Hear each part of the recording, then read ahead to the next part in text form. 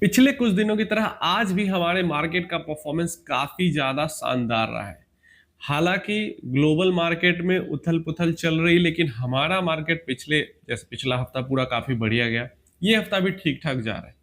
Shock हो गए क्या? आपको लग रहा है कि मार्केट आज का खराब गया है और मैं उल्टा कह रहा हूँ। नहीं, आज का भी मार्केट अच्छा गया है। परेशान वो लोग हैं जो सिर्फ लार्ज कैप पकड़ के बैठे रहते हैं।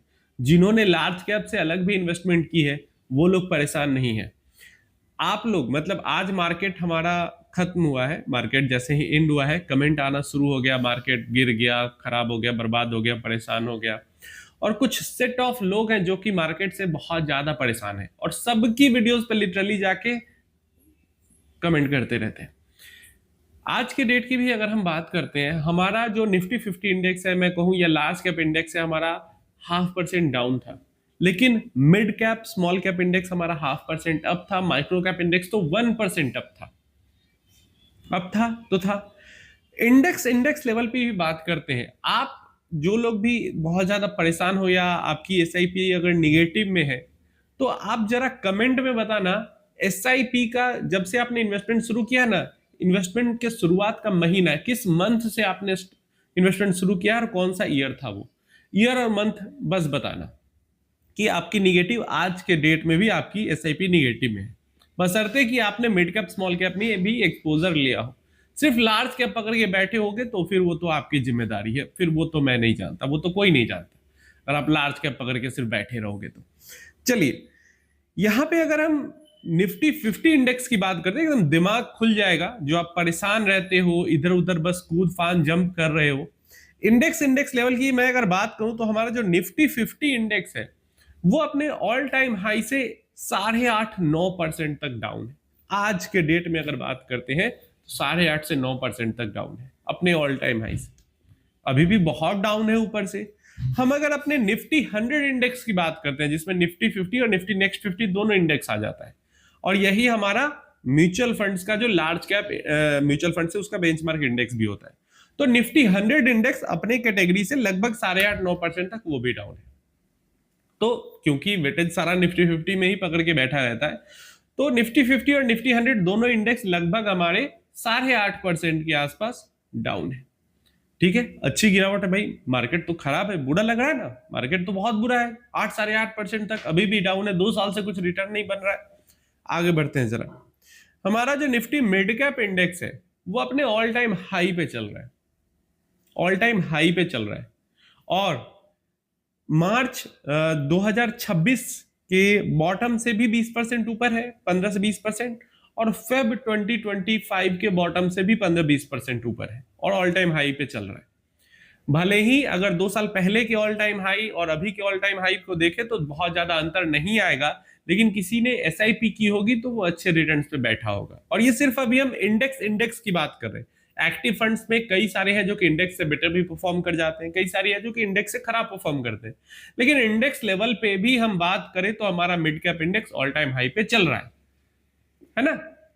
अब आप सिर्फ अगर निफ्टी 50 इंडेक्स के अंदर इन्वेस्ट करके बैठे रहोगे, सिर्फ लार्ज कैप के अंदर इन्वेस्ट करके बैठे रहोगे, तो फिर आप तो बहुत सारा मार्केट तो मिस कर जा रहे हो। मैंने अभी कुछ दिनों पहले वीडियो बना के बताया था ना कि काफी सारी इंडस्ट्रीज है जो आपसे मिस हो जा रही है आपके लार्ज कैप पकड़ के बैठने के कारण। Mid cap all time high पे है, बढ़िया कर रहा है, जबरदस्त चल रहा है, आज भी 0.5% पॉजिटिव में था।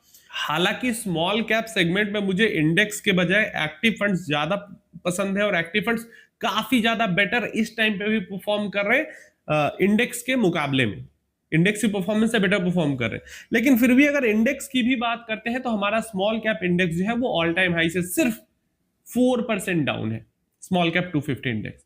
प्लस ये 3 महीने पहले 3-4 महीने पहले जो मार्च में लो बना है उससे 20% ऊपर है। 3 महीने पहले जो इन्वेस्ट किया उसको 20% का रिटर्न बना इंडेक्स में से। पिछले साल किसी ने फेब में इन्वेस्ट किया था, वहां से भी 20-25%, वहां से तो लगभग 25% ऊपर है हमारा स्मॉल कैप 250 इंडेक्स। तो अगर किसी ने एसआईपी की बराबर, अगर 2024 में भी स्टार्ट की, बराबर बराबर एसआईपी भी की, तो almost no profit no loss में, हो सकता है थोड़ा बहुत पॉजिटिव में हो।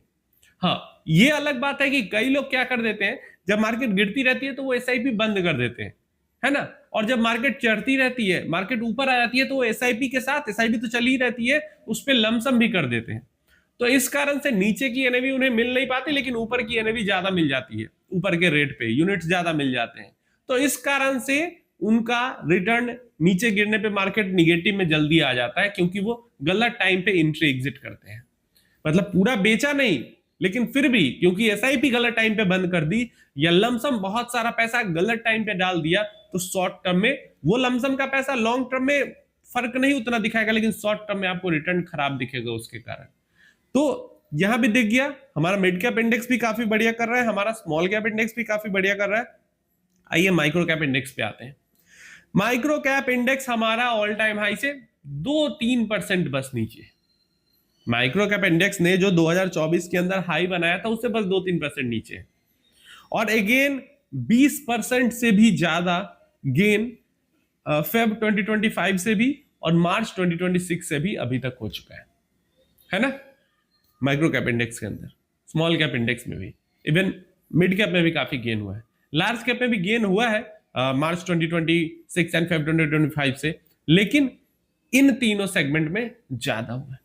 मेरा कहने का मतलब क्या है, अगर आप हर सेगमेंट में इन्वेस्ट नहीं कर रहे हो, सिर्फ लार्ज कैप पकड़ के बैठे हुए हो, तो आप बहुत सारी ग्रोथ जो है उसको मिस कर दे रहे हो।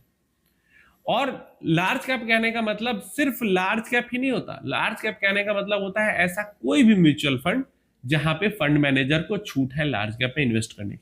डेफिनेटली यूज केस है तो पकड़ के बैठो, लेकिन अगर आपका लंबा समय है और आप मिड स्मॉल इन सब में इन्वेस्ट नहीं कर रहे हो, 10 साल से ऊपर का आपका गोल है, आप मिड स्मॉल में इन्वेस्ट नहीं कर रहे हो, आप सिर्फ लार्ज कैप या फ्लेक्सी कैप या वैल्यू फोकस्ड इन्हीं सब टाइप के कॉन्ट्रा वगैरह इन्हीं सब टाइप के फंड्स के चक्कर में पड़े हुए हो, तो फिर आप बहुत सारा मार्केट मिस कर जा रहे हो, क्योंकि इन सब में लार्ज कैप पकड़ के फंड मैनेजर बैठा रहता है और इसी के लिए आपका पोर्टफोलियो अच्छा नहीं कर पा रहा है।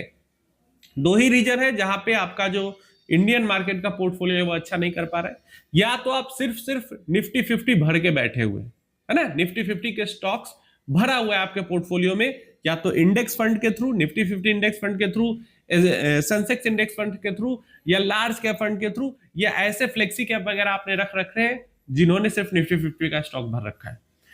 या तो दूसरा रीजन यही है कि आपने जब जब मार्केट गिरी है उस टाइम पे ना तो लमसम किया है या तो अपना एसआईपी रोक दिया है, और जब मार्केट गिरने के बाद रिकवर हो जाती है तो फियर ऑफ मिसिंग आउट में पैसा डाल देते हो, है ना।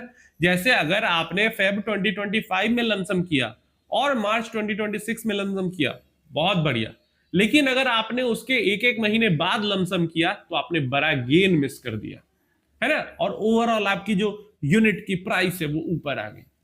तो ये दो रीजन है जिसके कारण आपको आपके पोर्टफोलियो का परफॉर्मेंस अच्छा नहीं दिख रहा है।